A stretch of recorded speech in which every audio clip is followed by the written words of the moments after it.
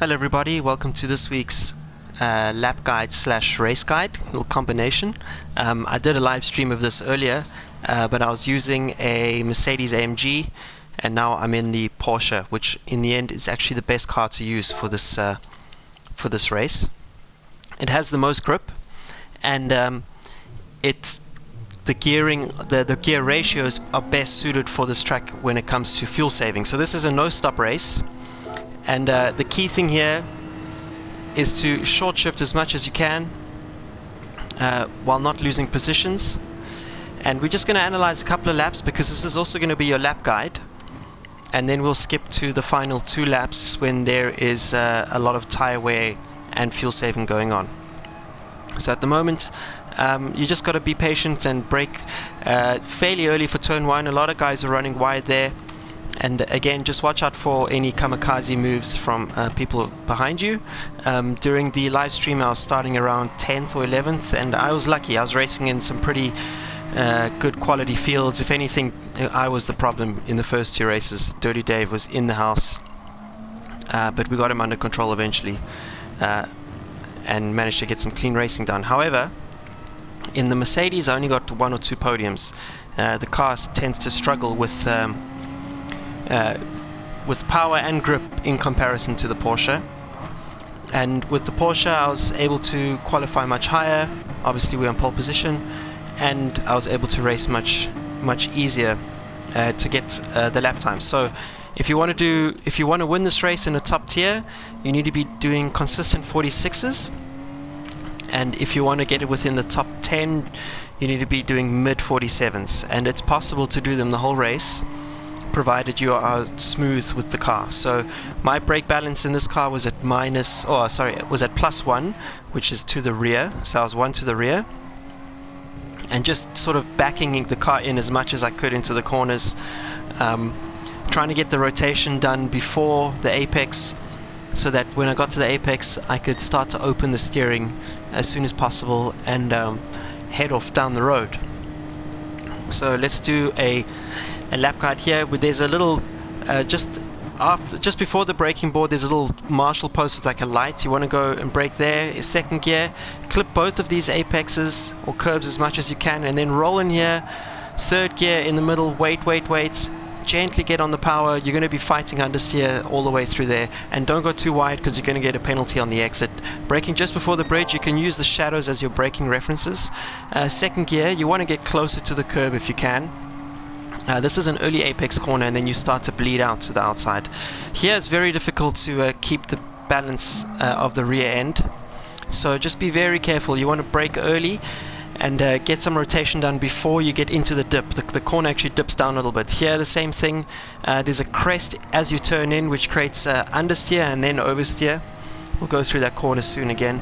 This is one of my favorite corners. You want to get onto the curb there to help the car rotate around, and then the earlier you get on the power, the better. Unfortunately, my main competitor, he got too much curb there. Braking just at the end of there's like white tires on the right, and there's a little shadow when the tire wall ends. That is your braking point. There's also a little marker on the track, which is like a sort of shiny marker. That's where you brake for that horrible hairpin, which we're going to cover again at the next lap.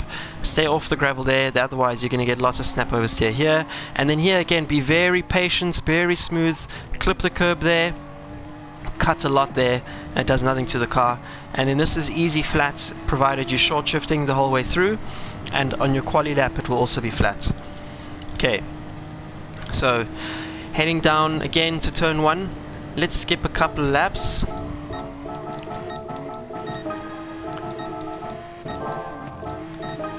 Okay, so now we are on lap 4, 46.8 now. Again, you want to be in the 46s to win this race in a top tier. Braking just before the brake board there.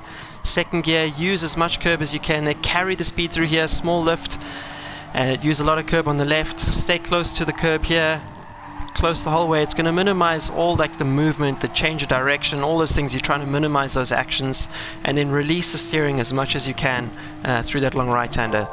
Here, brake and get the rotation going in. Stay as close as you can to the curb. Accelerate out, and just brush the curb on the exit, but not too much because you can lose the car there. Watch out for the banking here, so you got to be smooth on the braking, change down the gears as late as you can. Run sort of through the middle of the track here. As the curb starts, you brake, second gear in the Porsche, use a little bit of curb to rotate the car, cut as much as you can there without getting a penalty. And then here there's a little sausage on the inside, that's your reference point for where you want to be apexing. Get on the power as early as you can, running down to this horrible hairpin, braking just at the end of the wide tire wall, first gear. Get the turning done before the apex, because you want to exit here as straight as you can and then shoot over this curb here. You can't do that in real life, you'll lose your car.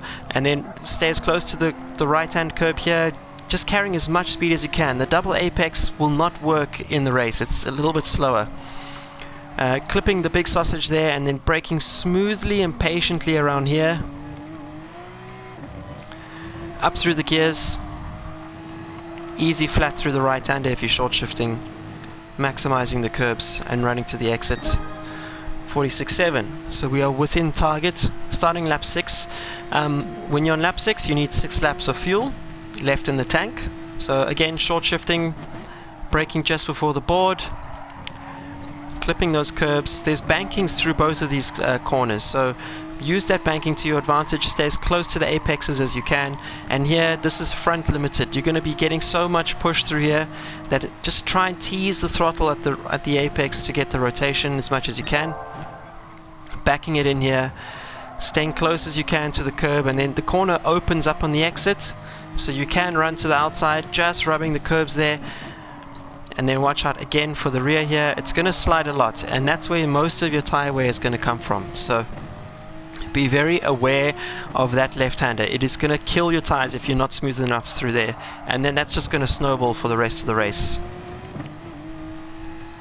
Okay, running up to my favorite corner, turning in just at the end of the apex, gearing down as you turn in to get the rear to come around, and then as soon as you're pointing sort of towards the exit, you can get on the power. Worst corner in the game, not really, but one of my worst corners. Just brake in a straight line as the white tire barriers end. Staying close to the curb here. Again, double apex is not going to work, so carry the speed in the around the apex, and then here use the sausage. If you get this final section right, you can find so much time. So just be patient, use as much curbing as you can without getting penalties, and then maximize long apex here, easy flats, use the curb on the exit and run to the finish line.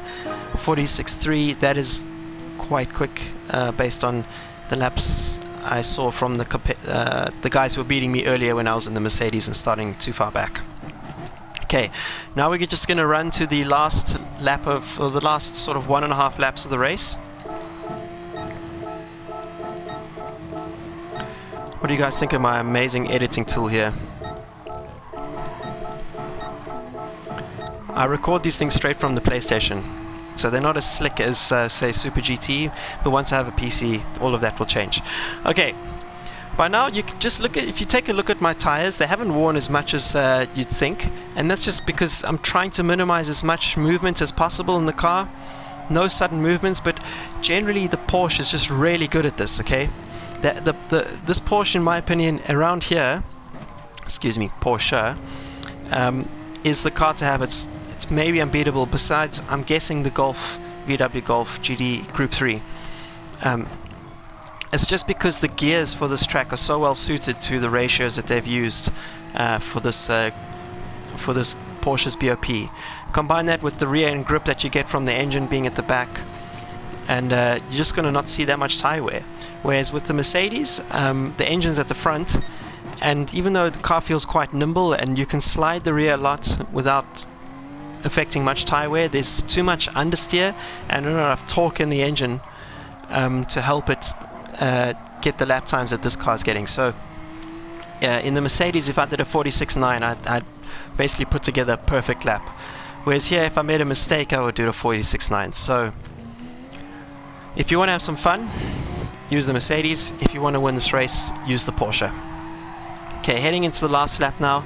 I think this was a 46.9 again. Yes, okay, so again, be as consistent as you can. If you're fighting with other people, just make sure that you are patient. If you watch my live stream, you'll see how much I waited behind the other cars and sort of waited for them to make a mistake. Obviously not on the first race, I was a bit too aggressive then, but the second race onwards, much more patient, waiting for the guys to abuse their tires and short shifting as much as I could to save the fuel. Anyway, there you go. That's the sort of lap guide, race guide. I hope you found it useful. Good luck with this week's Daily Race C. I'll be back online on Thursday for some live streaming again. I hope you found this useful. Hope you enjoyed it. Please like and share if you did. Subscribe if you loved it. And I will catch you around the next lap. Cheers.